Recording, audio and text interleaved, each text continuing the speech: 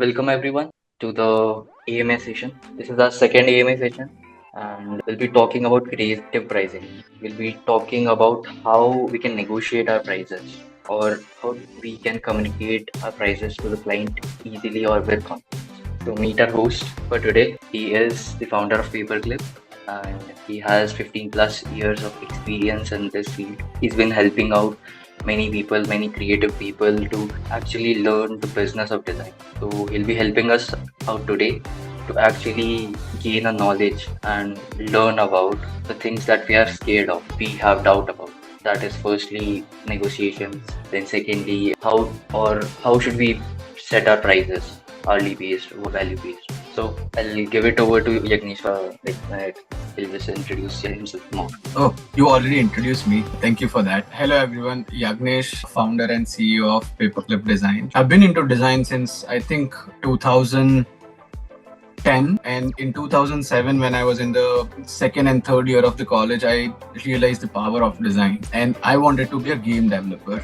But there were like few sources and the mentors that I had which gave me the opportunity to explore design. And since then, the learning has been going on and on. In past 15 years of my career into design, I've learned a lot. I've learned a lot by doing mistakes, and I've learned a lot from all the mentors who have made mistakes and what they have learned from their own experiences. So I'm very excited today to be answering the questions that you would have, because I had the same questions. Some of them were answered straightforward by the mentors, and some of them took like good long 10 years, right, to realize. And some of them, they just took like more mistakes to learn from them. So this session, that the reason why I'm very excited, because one, it's going to be a great learning for everyone who's going to be asking the questions, because you may not have to do the same mistakes, and you are learning from the mistakes that we have made, right, as well as the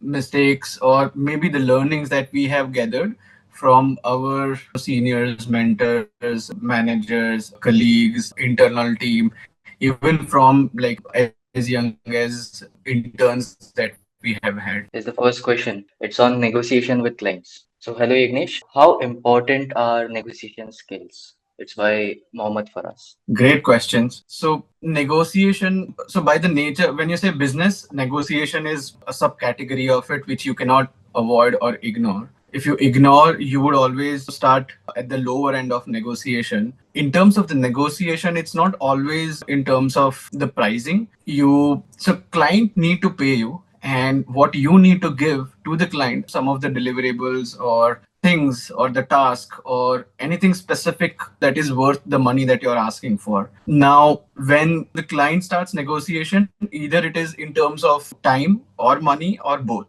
And the advantage that we have, that we can negotiate by not using time or money, but by using what we have in our hand and the expertise that we have, which is basically all the deliverables that you would have, or even the scope. So say, for example, if you're charging or if you're quoting 100 rupees for maybe a web page, just a home page, right? For an example. Now, if client is saying that, why don't you get it down to like 50? Because there are a lot of other people who are getting it done in 50, and we don't have a budget right now, as well as there are a lot of other platforms where we can get it done even way cheaper and faster. So the negotiation that we should do, or that you should be using maybe early in your career or even later on, that should be in terms of that if 100 rupees equals to whatever number of things that are there in the scope. If they say we can only afford like 50 rupees, then cut down whatever you can from the scope and say that this is what we can do. And I understand how important that project or the business is for anybody, specifically for a freelancer. But if you say no, you would be opening a door to a better negotiation side of it rather than saying yes, because then whatever 100 rupees that you have quoted, that would directly get down to like 50. And if you say yes to it, would enjoy working on these things then, right? And you would always produce low quality because there's no internal motivation that you have, because it's already negotiated work and you are doing the same work but client is not paying the same. He's just paying 50 rupees. So now you will start looking for something else to make that entire 100 rupees then. So you will start looking for another project. The same thing happens over there also. So the stress level, the dissatisfaction keeps on increasing. So it's better to say no if they are not okay with it. Sometimes if there is a long term future associated with that client or with the project, say for example it's just a POC thing, you can negotiate maybe from the time or money perspective, get it down to like maybe 20-25% and then start working on it, but then keep a window to increase, like recover whatever you have lost or whatever you have negotiated in the next phase of the project. So think long term also. Or you can just use Lala method where instead of quoting 100 rupees, you say 125 and then get it down to 100. So that's the base price. So always define a base price and then quote 50% higher than that, because there's always going to be some negotiation that is happening. So whatever the base price is, it you just make sure that that's the lowest that you can go. Whenever they are trying to pitch lower than that, you just say no to it. Okay, that's a really great answer. Thank you. Yeah. Moving on to the second question. It's value-based pricing and communicating the value. So I'm just starting out as a student. I have no Yeah. idea how to begin or how to set my prices. I need some help with this. Okay. So there are two things that we need to define. One, what are you trying to achieve? And I'm considering that when you're starting out as a student, you want to learn a lot. You need to get the exposure also, and you also want to sustain in the market. By sustenance, I mean earning enough so that you can invest whatever you are earning in your learning so that you grow better, right? So these are the only two approaches or the intentions that any person who's just starting out their career into design field or into anything creative. Now in terms of the prices, consider everything, right? Consider the electricity that you are going to use. If you're going to go and work from a co-working space, or if you're going to work from your home, then see the resources that you are using. Consider even the glass of water that you are going to be drinking. Consider the money that you have spent behind buying the laptop, internet, stationaries that you are going to use, everything. Like, and you would need, like, you would have these answers already with you, right? Because let's say for example electricity, you cannot really consider that, or you cannot really calculate that how much electricity should I associate with the time or with the project scope that I'm considering. So just consider the time and then divide the calculate based on the monthly bill that you would have. And these are some of the math that we will have to learn and we will have to do, which is going to be very much helpful over a period of time when you're going to grow as a freelancer or probably starting your own consultancy or reaching to a level where you are working for a company and you need to think about pricing in that as maybe as a project head or somebody. So consider everything, even the perfume that you're going to use, consider all of that, right? Because everything that you use for the work, consider all of that into it and then come up with a price. Now add one more factor into this entire thing, which is the major factor, is what is your worth. Now how to calculate your worth? One, you just do some statistical study by just googling that what is the average salary, or even you can ask ChatGPT or any other LLMs that what is the standard prices that people who are starting off your age. Give some more data around the education that you have and then see what is the bottom line that they are giving or what is the average line that they are giving. Now quote little bit higher than that. And as I mentioned in the earlier question that there's always going to be negotiation thing, and when you're starting as a student or a first timer, they will always show you the carrot by saying like that you will get a better portfolio content, so you should do it for free and all. So anything that is free, say no to it. Okay, unless and until you are getting to work with a very big brand where you are allowed to show that work, because that work will bring you more business. But if there is like some mom and pop shop or somebody who's also starting a new company or a startup or a tech thing, and if they are asking for a help, then don't do it for free. Specifically, don't do it for free to for anything that you do in your family, friends, or anybody. Charge double to them. They should give more to you because they are your friends or family, rather than you giving discount to them because they need to support you. So get better use of that. And one thing which I was always scared of is talking about the money part, or talking about the payment terms, or talking about that, oh, this is worth like 1,000 rupees, so I need to get that. Whenever it is about money and all, designers, we are very empathetic people, so we start empathizing with the client, and then we start sympathizing with them, and then we are like, let's just say yes, because I don't want to get into the game of pricing and all. But we you have to be hard on yourself as well as on that potential lead that you have. And the more you say no, or the more you are assertive towards the approach that you will take, you will see a better version of yourself who know how to manage the pricing part of it. Yeah, I hope this answers the Great. question. Yeah. I definitely believe that it does. Thank you very much. Hmm. So, yeah, coming on to the third question.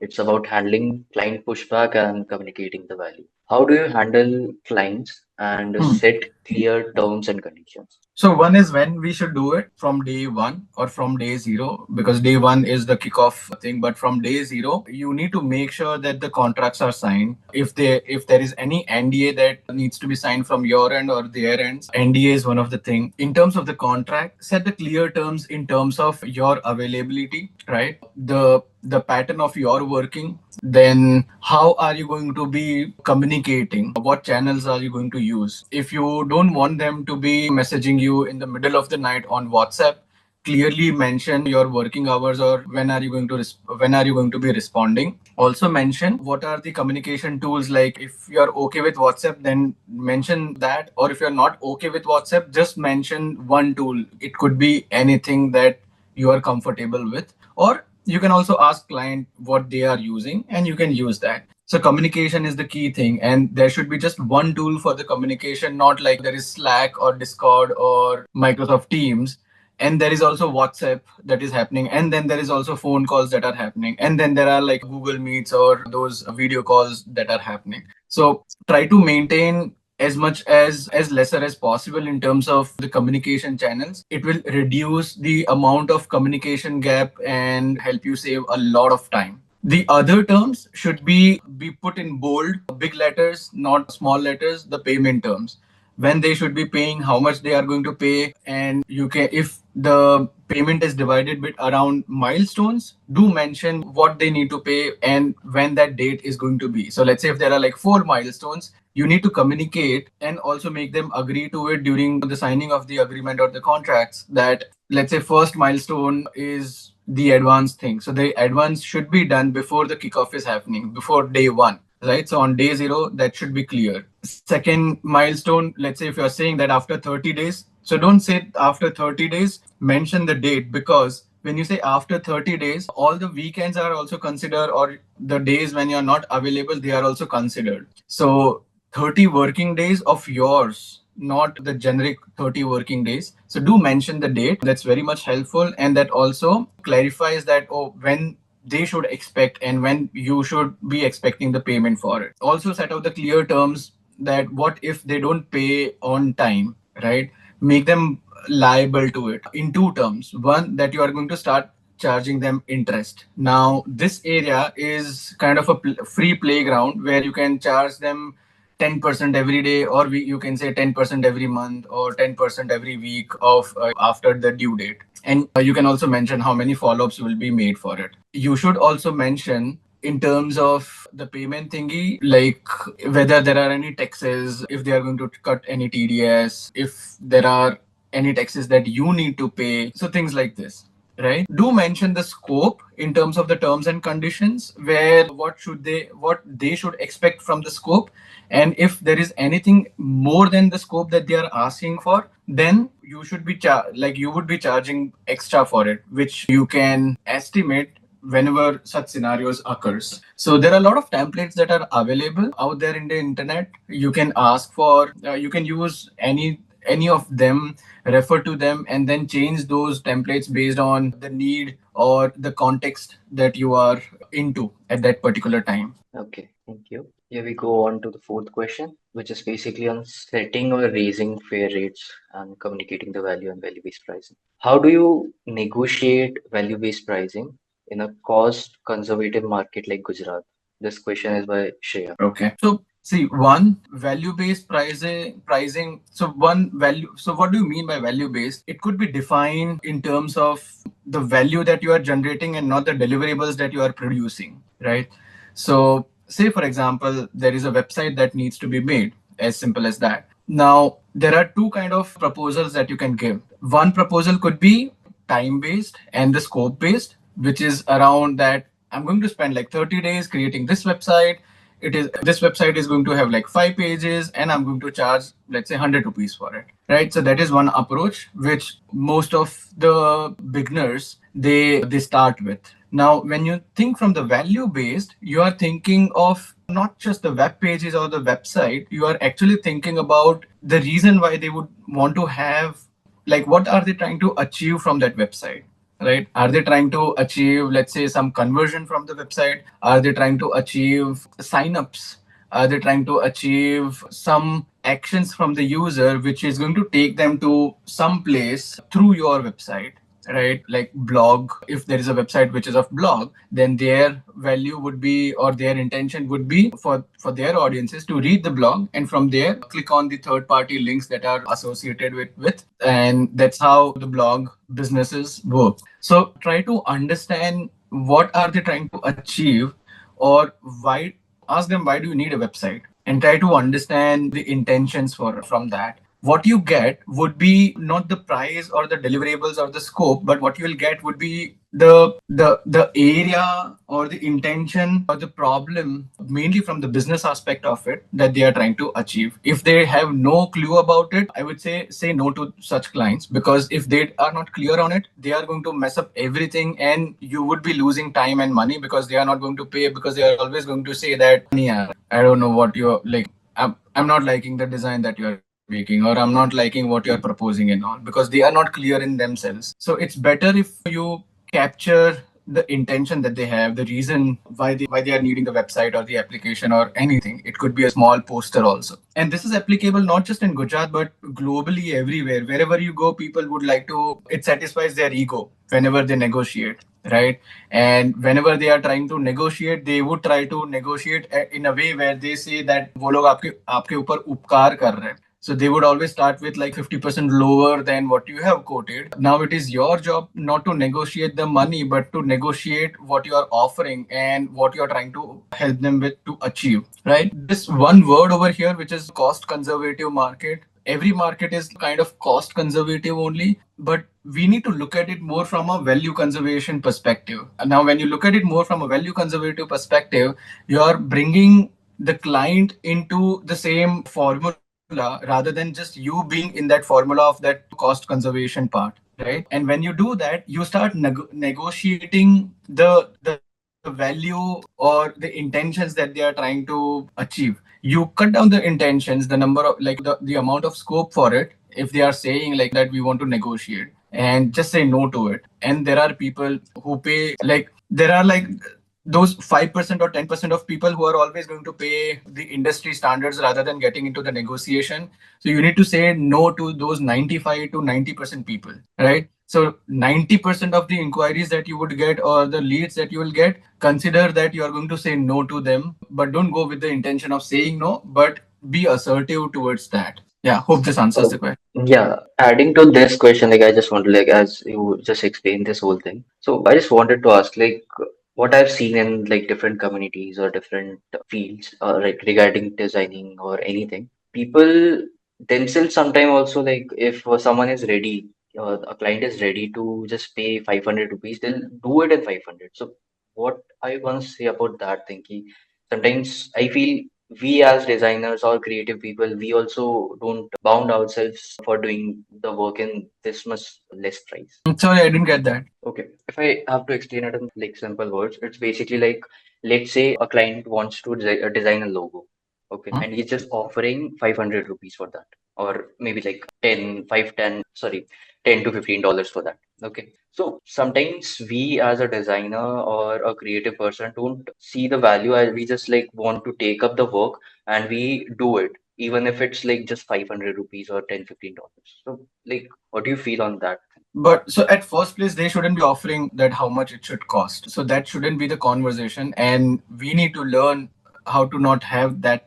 kind of conversations. The conversation should be not around, okay, like we are not selling consumables, or we are not selling those FMCG products over here. We are not selling chips, right? Okay, ye 10 rupees ka chips hai and there is like 5 rupees chips, so I'll take like 5 rupees chips. And even those chips, they say like I like you need to pay 5 rupees to get me. So even over there, Mm. the consumer is not saying that I'll pay you 3 rupees, you like you give me those chips. So like we need to be positioning or having the conversation more around the value that we are offering, the value that we would be adding, trying to understand the intention that they have, and know that how much would we be able to help them achieve those intentions that they have, right? And as long as you are helping them to achieve those intentions, you need to also ask them that what do you think how much your intention is worth. I gave you the example of the website design. So let's say for any website design, let's take an example of e-commerce website that you would get as a project, right? Yep. So for e-commerce project, for any of the website which is for the e-commerce thingy, you need to understand what they are selling. You need to understand not just the kind of products, but also how much are they going to charge. You also need to understand that how are they planning to make business out of this.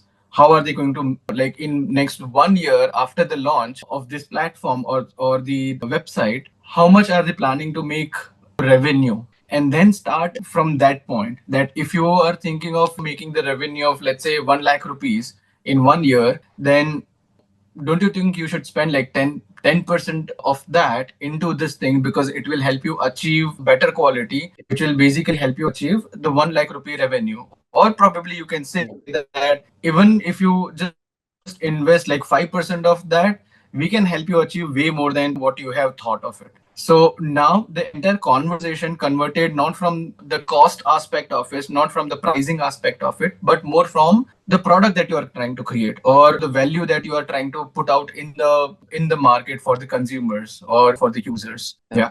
Yep. Understood. Like, thank you. Okay. Moving on to the fifth question. So, as a designer, I want to know how to design on the pricing of a website or mobile application. What factors should be considered? This is the answer to this question is like is really really really very long, but just to cut it very short, there are multiple ways to know pricing for anything that is digital, right? And there are only two possibilities for anything that is digital. One, whether it is out there in the market, published or existing, or it's not there. Somebody needs to take charge of like designing from scratch and then like getting it developed and publish it and then see how it performs. So the pricing for both of these approaches, even the plan, would vary. If it is already out there, if it is an existing product, be it like a website or mobile application, web application, anything that you're trying to design, even a logo or a poster, then try to understand. So when I say poster,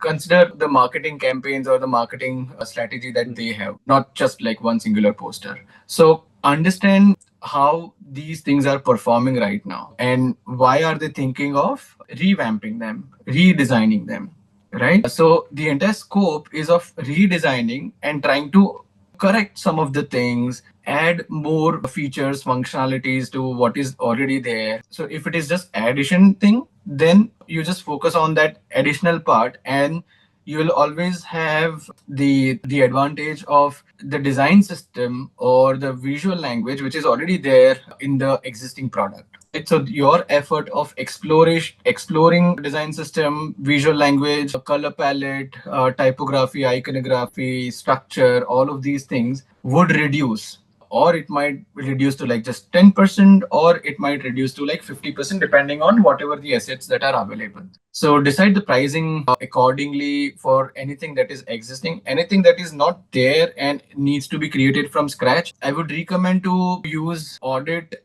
not audit, but the understanding phase that we have in our design process, which is one of the portion of the research phase. So in research phase, we try to understand from the product team what they are trying to create. We spend somewhere around 1 month of time with them, understanding domain, business, through business, what they are trying to achieve, how they are going to measure success of what they are trying to develop or produce. Also, how are they going to make money out of it? Do they really want to make money out of it, or it is just as a subsidiary of their big brand out within which there are other subsidiaries that is already making revenue for them? So try to understand these aspects, and sometimes it you can cover it within a week. Sometimes it takes like a month or two, depending on the complexity and complication of any of the product that you are trying to help them design with. So the pricing would vary over there as well, because you will have to do the research. You will have to spend that 1 week to 1 month of time, so you need to add that factor. You would be understanding all of these things anyway for what is existing, but it won't be as much as something which is not non-existent, because they don't know how to communicate with designers,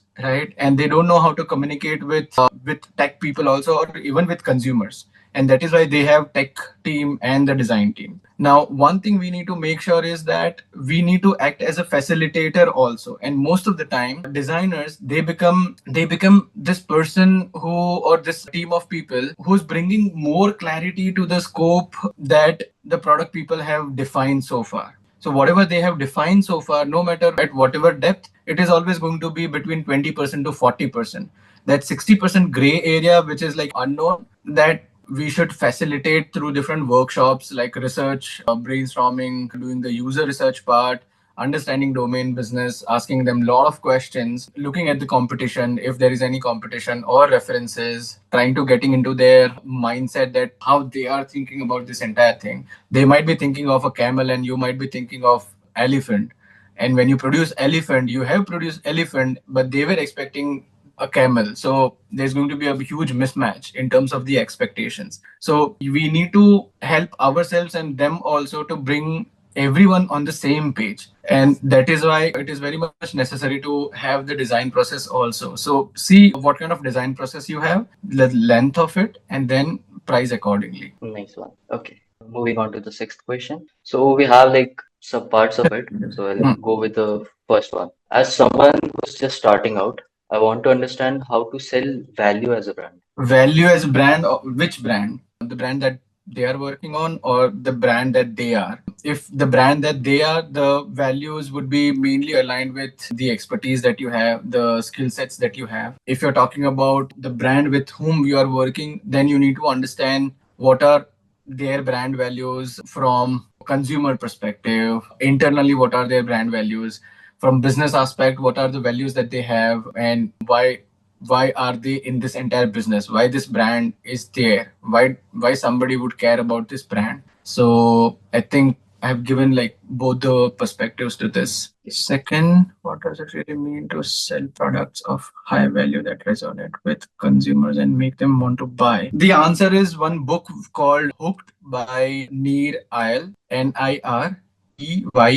Hooked is HOOKED. It is a yellow color cover. Yash, if you can find it and just put it over here for reference, it will be very Sure. helpful. So that book would talk about the human psychology and consumer behavior in terms of when you should do what. And there are four quadrants along with one trigger that will initiate the entire cycle of this combination of the four quadrants. And it's a cyclical thing. So there's a trigger, and then like something is happening, and after that something is happening.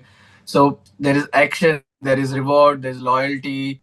Like it'll help you think about how now once somebody has consumed a product, how to make them loyal to your brand or to that product and come back again, right? The If it is a physical product, say for example, you are trying to sell a dark chocolate or coffee online, right? Before anybody consumes those coffee beans or the coffee powder that you are selling, what you are going to sell is not the product, but the entire packaging of it, the entire visual representation of that product. And those things are like what you hear about it, what you see about it, and what you even when you touch the product and all. So consider all the sensories. And then, so one, we need to care about that first, not the product first, and then consider what kind of packaging we should have, and then consider what are the industry standards that we need to use to pack that product within the packaging design that you have made. So the same thing happens in the digital products also. Before somebody get like downloads a mobile application or uses any platform, what they see are like different channels or the mediums that that brand or the product is using.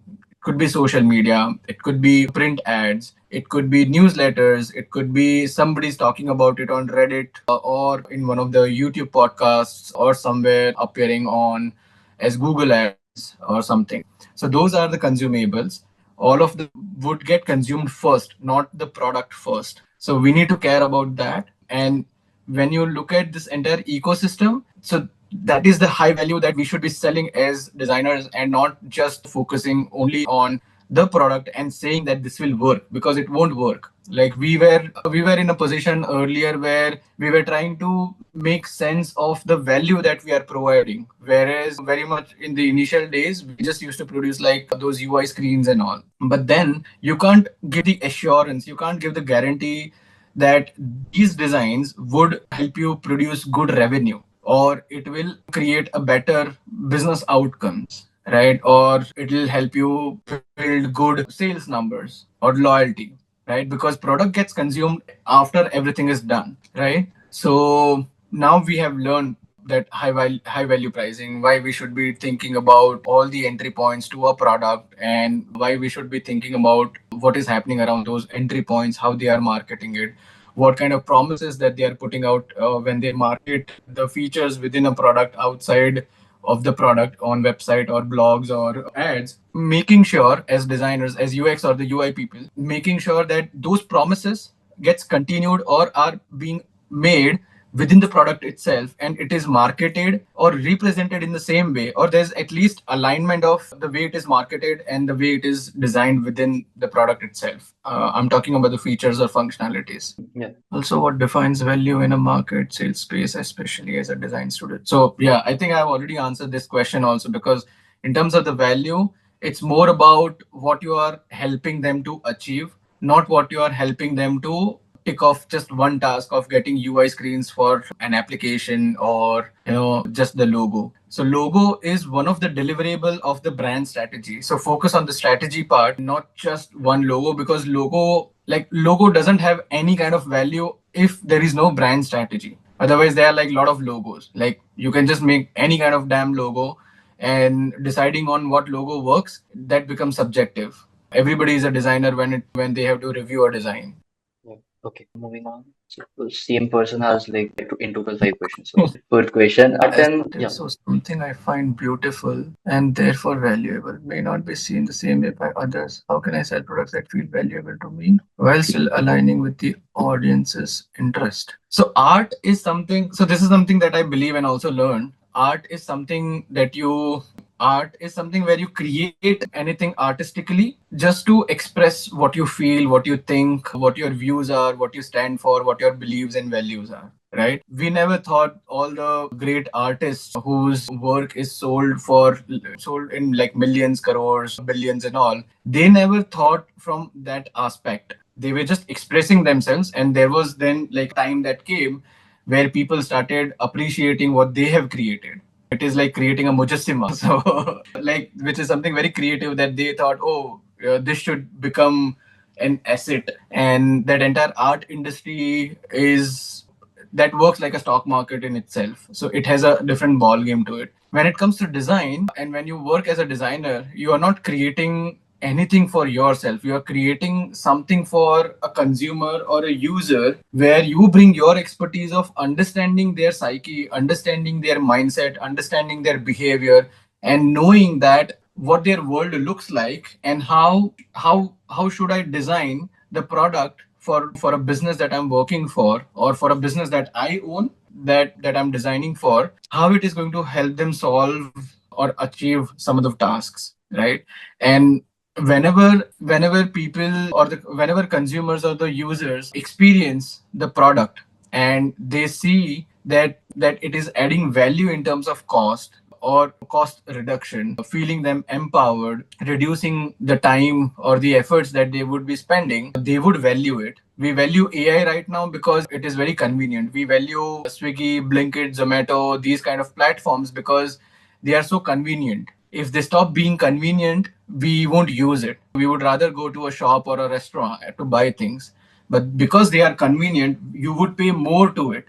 You would pay extra those 11 or 20 rupees, or even sometimes the delivery fee, because they are so convenient over there. So the convenience is the value that they are providing. So sometimes products do provide luxury or premiumness. So that is the value that is still there. So if you want to focus on the value that it is creating, you focus more like what kind of value that it is adding the product, and start thinking about your way of expressing or your way of designing those values, but keep the value intact. Don't change the intention of that. Yeah.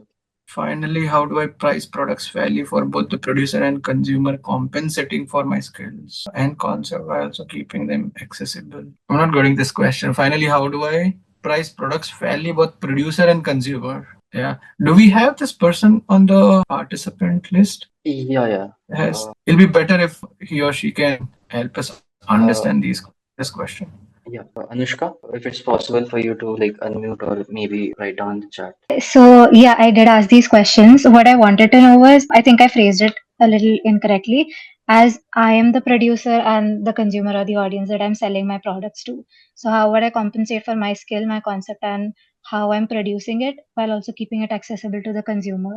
So one, I think, and what are you producing? So, for example, as a graphic designer, I would be selling anywhere from prints or a magazine, editorials, and things like that. Basic things that fall under the graphic design niche. Sure. Okay, cool. Thank you for that. So, whatever you're producing, you know how much efforts in terms of time and money that you have spent, right? Say, for example, you spend 5 hours creating a poster or something which belongs to like an art culture, or like somebody has given you a commission for following a brand poster series or the marketing campaign. Then you need to consider the time and the efforts that you're going to spend, and then add your worth to it, your experience to it. Your experience in the sense the amount of time that you have spent in the industry producing things, and what have you made earning out of it, and what is your worth at the moment. In terms of the worth, there's a little vague right now, probably if you're starting out, but as you progress, you would know what is your worth. As you keep doing your work, you would know what is your worth in terms of, you would start seeing the outcome of any of the things that you have produced. Just 1 minute, huh? Okay. Sorry. Am I audible? Yeah, yeah, yeah. Yes. Okay. So I was saying, consider the worth that you have in the market, what you consider. Sometimes, depending on who the consumers are, if the consumer belongs to a very ultra luxury segment or upper middle class, you want to price according to their class and not according to the other segments that you would have defined, because you would always have a target audience. So we need to consider what that target audience is and what do they value most, and what you are producing, does it align with what do they value most. If they value luxury most, then you also need to have such kind of price, because they want to pay more for what they buy, right? And then there are also segments which is like low cost segments, where there is always chance of like negotiation, discounts. They always wait for the discounts to come and then make purchases. So then you produce your work in that manner then. Okay. Thank you. Yeah.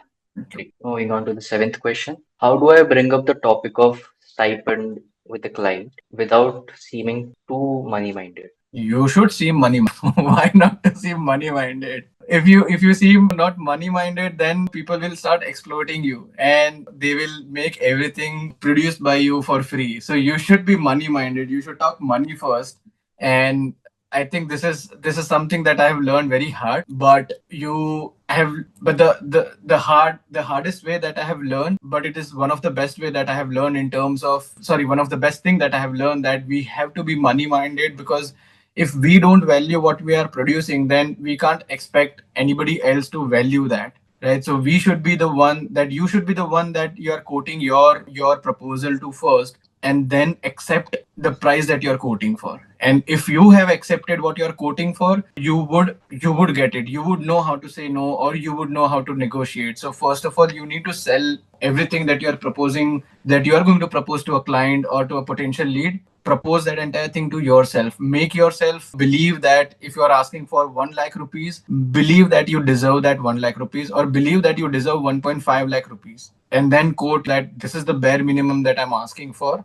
And because, but it shouldn't be like as crazy in terms of like I just need this much money and for whatever the work, but try to justify, not in a sense that these are the deliverables, but try to align the value that you're asking for based on value, as in the amount that you're asking for, based on the goals that they have from business aspect, or how they are defining the success metrics for any of the projects. Align it with that, and then say that this is what it is worth. Make this entire game of money as their problem. Make them part of that problem. If that is a problem for you, make them also part of the problem. But if it shouldn't be the problem for us, we should be money minded. Like, I'll keep repeating this thing forever, that we should be money minded. True. Okay. Moving on to the next question. How do you communicate the value of your work and the time it takes to complete it? Okay, I think there's all the questions are around values only. So, like, I think the first part of the questions I've already answered it earlier in like multiple other questions. The time that it takes to complete, that purely depends upon the scope that it has, the knowledge that you have, the expertise that you have, and your ability to spend the number of days that it is needed. Now, time is considered in two ways. One, in terms of your working days and working hours, plus the total time that it is going to take. So communicate both of these numbers, or communicate this thing very clearly, that it is going to take 10 hours, but it is not going to happen within like next 24 hours whenever we sign off. It is going to happen like, let's say, in 5 days, and every like give them the breakdown or the milestones for these 5 days. If it is like 5 months, give them a monthly breakdown or a weekly breakdown, that this is what is going to be happening and these are the dates for it. So that way they also understand when to expect what, and you are also making it clear, rather than they expecting, oh, like 10 घंटे कल मिल जाएगा, or why don't you start working now at 10 p.m. and by 5 p.m., or probably like produce something to me, give me first draft by 5 a.m. So there are clients like this. I have worked with such clients also way earlier in my career. So this is going to be happening. Oh, understood. Okay. Last question for the day, at least from the ones that we've got till now. The As new. a new agency, how do Hmm. I set prices that work both for me and for the client? Yeah. So, as like the first question that we had in terms of how do I set prices as a student, I think a lot of it that we should relate to it, even if you are owning an agency, and if you are just a single owner, if you are just a single contributor to this entire agency, I would say start as a freelancer, and or just as a individual consultant or individual contributor. I see is a term that most of the corporates use. Or if you have more than one people in the team, then you can call it as a small team or a small agency. Now you need to consider different things. If you are going to get the office or a co-working space, right, the bills that the your peer or colleague or the somebody that you have hired or somebody that you have partnered with, right, what kind of spending do you guys have, right? So consider all of that spending and divide that for the number of projects that you're working for or that you're trying to quote for, right? If there are like 4 projects that you're quoting for, probably you don't want to divide anything. You just want to keep like 100% in all of these 4 projects, because you don't know that you are going to get all the projects. But if you already have like 3 projects, you are trying to get the fourth one, you might want to set the pricing accordingly, because you already have the work that is ongoing. Now, for the fourth one, which is there, you need to see whether you need to hire more people or you need to hire a freelancer or a consultant. So then there are these factors that you will have to start considering and count each and every cost which is going to be there. Like, even the money that you spend to have a chai every day while you are working on a project, charge that whatever 15-20 rupees, or for 100 rupee or 200 rupee coffee that you get, put that over there, but not as like 200 rupees ka coffee, but put it as like the total pricing that you are going to quote. One, I'll just end like this question with this one note. It is more like a trick that you should use whenever you give a round of number. Let's say if something, let's say if, that website example quoting 100 rupees, if you are going to quote 100 rupees, they know that you have rounded off everything, and then agar 90 rupees ka, so you have quoted 100 rupees, just you wanted to rounded it off. The rounded figures always opens up the conversation for negotiations. It leaves rooms for it. This is a very psychological thing that is there. But if you say it is going to cost you 117 rupees, then whoever the stakeholder or the decision makers are, they will always think twice before telling you to give discount.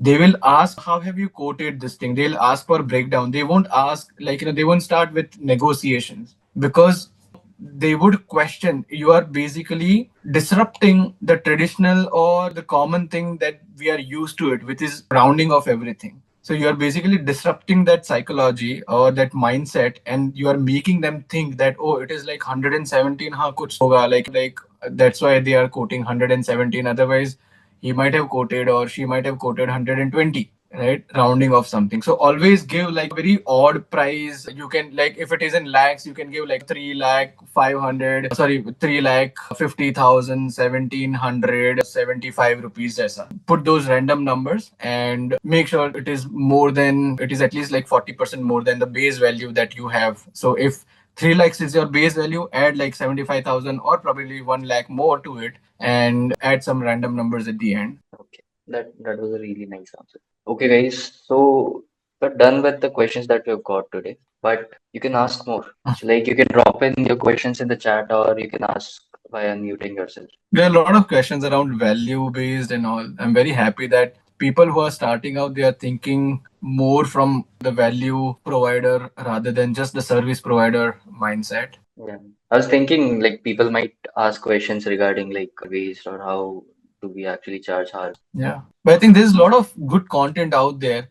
There are a lot of videos of this guy, Seth Godin, then Gary Van and Chris Do. They have produced good number of content around pricing and all, and you should definitely watch everything that they have produced in terms of value-based pricing, hour-based pricing, and it has helped me a lot actually to understand overall how the global market is working and all, but also add your own flavor to the pricing side of it. Like, this is purely a playground, right? So have a base value, like try out different things in addition to the base value. Like, if you want to quote, if your base value is like 1,000, try to quote 10,000. It might sound crazy, but if you have got nothing to lose, go for it. Like, try it. If it works, you are going to get like 10 times what than your base price, right? If it is not going to work, then there's nothing that you are going to lose. You are going to be there only. So they are not going to take any money out of you. So treat it more like a playground and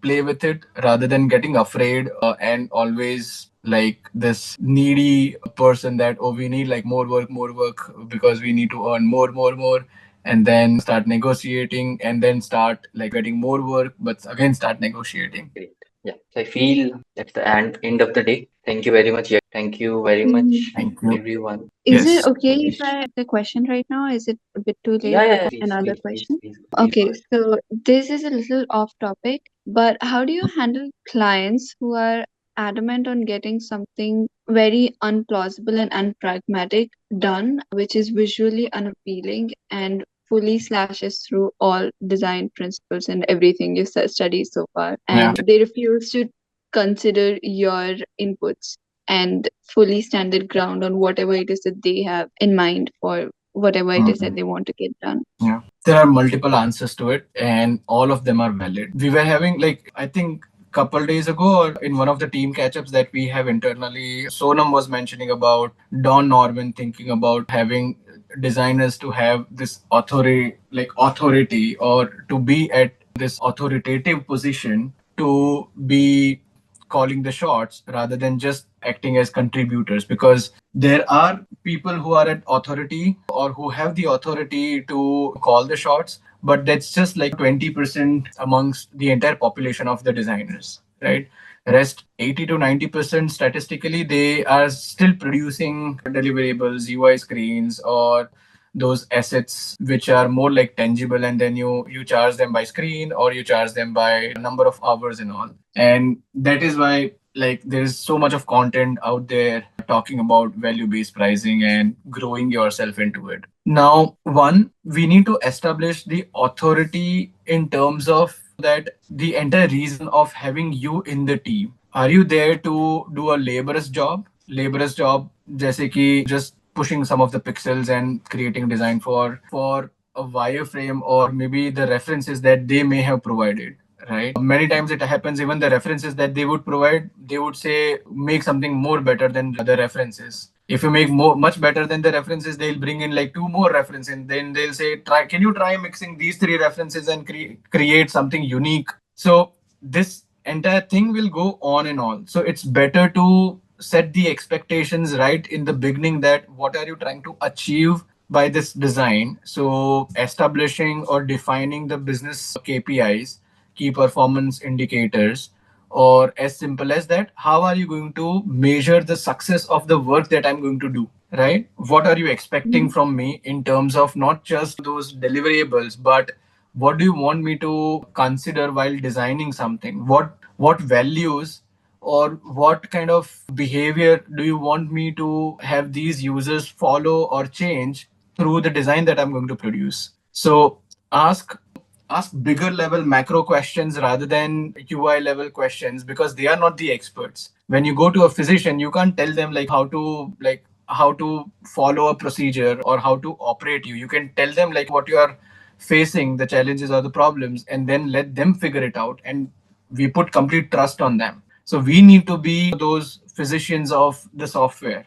Otherwise, we'll just be pushing the pixels here and there and following, and in the always this dead loop of, sorry, this entire endless loop of like iterating one design after another design and getting carried away by their distractions, because they will get distracted, they will come across many different things. And because, and see, they are not wrong, right? If you put yourself in their place, you would also want to make sure that whatever you are paying for, you are getting 110% out of it, not just 100% out of it, right? And we do it with auto rickshaw guys, with pani puri that we have, to like Rolls Royce that you buy. So everything, like everywhere. So everywhere you want to negotiate or get more out of whatever you are paying. So the entire game is more around that value based, or setting the intentions, not in terms of the number of screens or the assets or the artifacts, but the value that you are providing, and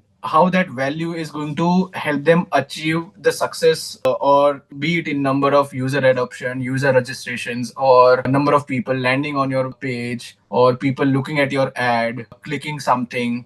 So try to define that, these numbers, and then start working on it. Until these numbers are not defined, don't start the work. If they have no clarity, if they say like that it is not possible, unless the project is ongoing, say no to them or try to teach them how to do it. So first of all, we need to learn that. There is a very good book I was suggesting to one of the teammates last week, that I had read, I think, few years ago. It's a black colored cover and called Design of Business. I forgot the name of the author. It's a very good, it's like it uses some of the traditional approaches, but it will give you good knowledge about how to set pricing, how to set contracts, what kind of templates you should be using, how to legally bind them to something. Legally binding, say, yeah, that there was a question about setting terms and conditions. Make sure you put this one of the condition, that until and unless they have paid everything that you have quoted or that is mentioned based on the timeline milestones, you own complete rights and the ownership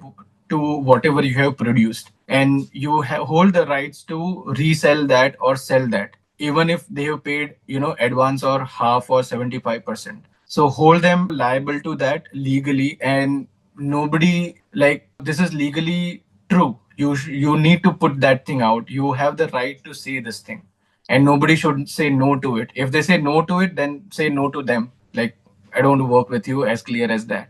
Thanks a lot. But also, how do you stand your ground and like put this through as somebody who's still at a very nascent stage and doesn't have a lot think of of it that experience? think of it that they are trying to snatch the gold chain that you're wearing. Because see, like, you need to make people value what you're worth. If you don't do that, then everyone is going to exploit you, and there is no better world than this entire thing. And trust me, once you learn how to hold that ground, it won't happen on day one. It will happen maybe on day 1,000 or day 100, but it is not going to be happening on day one. So you need to be like trying yourself out there. Like when you are trying to grow muscles, you don't grow the muscle in the on the second day or the 10th day. You need to spend that time. You need to follow that structured workout. You need to show up every day.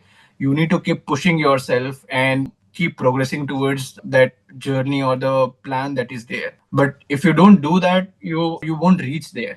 So this is also a muscle in ourselves that we need to build to be finding our own worth and the value that you provide, the value that you bring in, and make sure that we get what we are quoting for. And we all of us we need to do that, because there are so many designers, and every day I get pissed at one or the other designer, because the standard pricing would be, let's say, 5,000 rupees. They would be charging 500 rupees because they are so desperate, and they just break the entire market. And I don't know what the solution for this thing is, but it pisses me a lot, because this way they just disturb the entire market, but they are just disrespecting themselves. So they don't value Mm. their efforts, or they don't know what they are worth. So that is why, like, I get so much pissed and also disappointed that why are you just hurting yourself by this? Right. Yeah. Thank you so much. I'm glad.